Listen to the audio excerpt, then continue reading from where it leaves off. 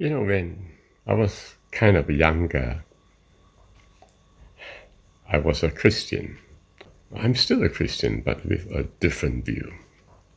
But when I was younger, I heard many of my friends who were Christians. They were telling me that with Christianity, God gave you a purpose in life. That's right. So you get a purpose in life. You find a meaning to this life. And he says that if you don't have meaning in life and you go through life, it's not an easy road because you don't know its meaning. But at least if you know its meaning, when trouble comes to your life, you understand what it's all about. So because of that, you can cope with it. You can cope with it because you have that meaning, that purpose of life. The question in my mind now is that true? As I get older, I see many things that are happening in my life, right? And in the life of everyone. And I notice that the events of life can be very absurd. That's right. I worked so hard in something, but then it turned out that I didn't make it for that thing. It can be very absurd.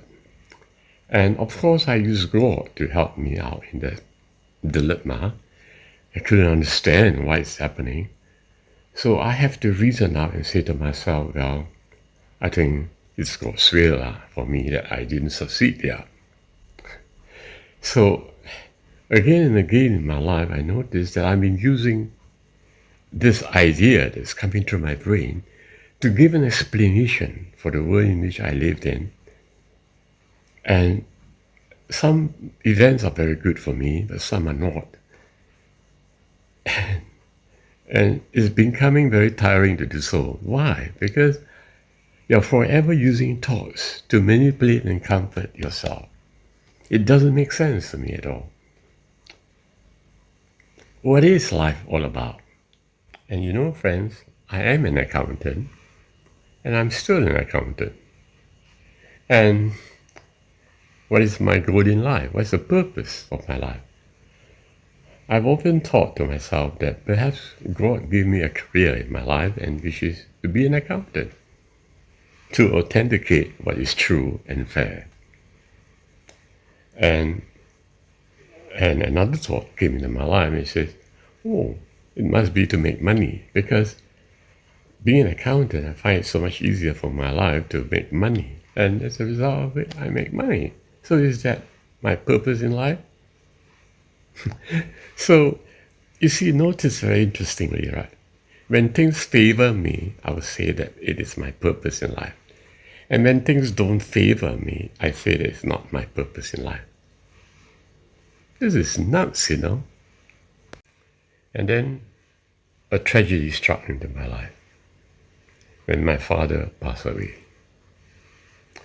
I do not know why, but the death of my father affected me so much that for 3 years I was kind of unable to work, incapacitated. That's right. And what really happened, I do not really know. But one thing I do know for sure is that the angels told me this. You see, one special night, a tremendous breath blew into me. I cannot understand what it's all about. And the angels appeared and told me that all you need to do is to observe your thought. And I don't understand what does that mean, observe your thought. But he said that if you observe your thought, everything that you wanted in your life, you will get. Wow. It was the most shocking event in my life. And it was after the 3 years of tremendous suffering. And if you think that life has a purpose, at that point in my life, I feel that it was a pure tragedy. There's no purpose, if there is. But yet this mysterious 3 angels that came to me told me that I must observe my thoughts. And I wondered how to do that. So I struggled a long, long time to do that. It's all found in my previous videos. But the most important thing I gather out of the whole thing is that I finally managed to observe my thoughts. It's not easy, okay, let me tell you this, because thoughts can be very ugly. And if you have ugly thoughts and you observe those ugly thoughts, if you can observe those ugly thoughts, you probably run away. But if you are brave enough, if you have a special quality in you to be detached from the thoughts, to observe the thoughts, so to speak, from a distance, your own thoughts, remember this, not other people's thoughts, your own thoughts, observe from a distance. If you could do that, you discover a detachment, and then you realize that your purpose in life is not the thoughts, but rather I. You know, there are many people who tells me that the way to meditate is to remove thoughts. What they meant was that all you need to do is simply silence yourself so that your thoughts disappear. And after all, if it disappears, then you do not have any more frightening thoughts and you be in peace. Very good way, right? It's a kind of interesting way to meditate. You just dissolve all your thoughts slowly. But that's not what the angel told me. The angel told me that I must observe my thoughts, not dissolve those thoughts. It was only much later when I realized that when you observe your thoughts and not dissolve them, you begin to realize who you are. Whereas if you dissolve all your thoughts, which is an easier way to find peace, if you couldn't find peace, you just dissolve it through meditation, you're not looking at yourself, right? You're not facing yourself. You're not brave enough to hug yourself. You're not loving yourself. You're not embracing yourself. You see?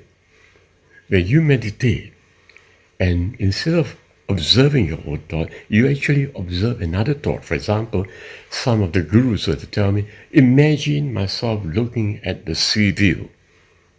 Beautiful, right? Or imagine yourself that a light is coming through me. And that this light is vibrating. And it settles into my heart or into my head, and it goes through my spine and it goes up my spine. Imagine Kundalini, they said. But I tell myself, I'm still imagining, right? Well,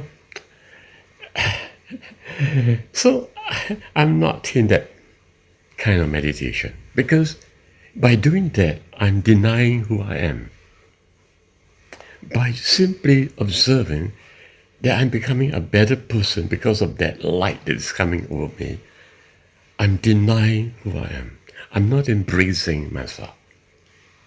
This is the greatest danger of dissolving thought, throwing away thoughts, or even implanting a new thought. Actually, the whole truth of life is to embrace yourself. And that's what the angel is asking me to do. Observe your thought until you discover I. But the angel didn't tell me at that point in time that I was discovering I. No. He just simply said that once you observe your thoughts, and if you can, one day all your prayers will be answered. But for me, when I observe my thoughts after 10 long years of meditation, I discovered the breath that comes from within me. I discovered the life, the I, that is not David Chu. That is not the thought that I've been observing, but it's the I that comes in between, from within the hollow, I put it that way. And when I discovered that I found the purpose of life. My friend asked me, what is the purpose? I told him that the purpose of life is I. Gosh, when they heard this from me, they were all intensely angry. Do you know why? Because they said that you must be a very selfish person, because your purpose is simply I.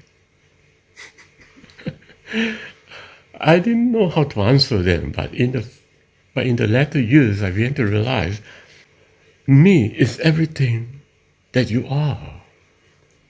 There's no need for you to go up to heaven or earth or hell or gods and goddesses. Me is everything, right? So if I can just simply realize wow, I found the purpose of life. Aha. But there is a catch here. A lot of my followers, they tell me, I think I got what you mean. The purpose of life is to discover I am. Okay, I understand that. But they miss something. The I am, which they understood, is still a thought. That's the problem. That's the problem. Okay, I'm searching for the I. That's correct. I'm embracing myself. That's correct. But whatever you're embracing is still a thought.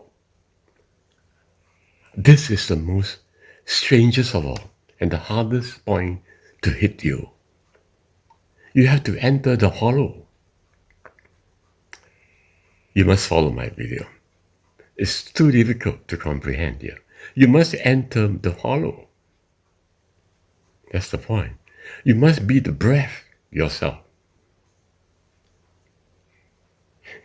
Everything that you know of yourself, the David Chiu, you discover is a falsity. Everything you know of this whole world is a falsity. And what is true? I am is the truth. I am is the way. I am is the life. But I know you heard that in Christianity. I know you heard that from Jesus. But it's a thought. Until you discover it yourself. Ask me more questions on the comment section. I'll take time to answer you. That's right. Because it is only from the comments that I know exactly what went wrong with my video, that you couldn't get me, right? So it's only from the comments. So if you write your comments down, make it clear, I'll write a video for you. It's just only 15 minutes for me to produce a video. I can easily answer that question for you. The only problem is that most people are not frank to themselves. They like to hide themselves. They're not telling the truth. And when you're not telling the truth, even your comments could not be truthful enough. You should tell me exactly how you feel when you meditate. Everything. In a more clear way. And I'll tell you what happened and what's wrong with the meditation you had. Or something like that. Whatever lah, You should be frank with yourself. And it's easier for me to hold you in my mind and to answer you from my heart. God bless you.